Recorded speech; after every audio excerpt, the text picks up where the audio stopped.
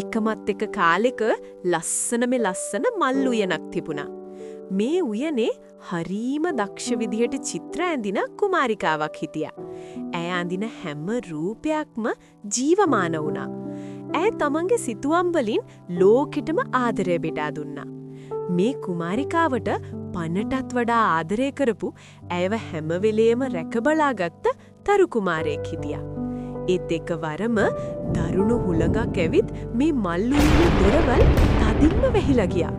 කුමාරිකාවට තරු කුමාරයා එක්ක කතා කරන්න බැරි වුණා. කුමාරයාටත් උයන ඇතුළට යන්න ඉඩක් ලැබුණේ නැහැ. ඒත් කුමාරයා කලබල වුණේ නැහැ. ඔහු උයනේ වැසුණු දොර ළඟට ඇවිත් රහසින් මෙහෙම කිව්වා. "සඳු කුමරිය, ඔයා බය වෙන්න එපා. මම තව සති දෙකකින් රන් දිවයිනට යනවා. මම එහෙ ගිහින් අපේ අනාගත මල් උයනට මාලිගාවක් හදනවා." කුමාරයා ටික කාලයකට දුරට ගියත් ඔහුගේ හදවත නතර වුණේ ඒ වැසුණු දොර ළඟමයි. ඔහු තමන්ගේ රහස් සලකුණු එතනම තියලා ගියා. ඔහු දැනගෙන හිටියා කවදා හරි ඒ දොරවල් ඇරෙන බවත් එදාට කුමාරිකාව පියාඹලා ඇවිත් තමන්ව මුණ ගැහෙන බවත්.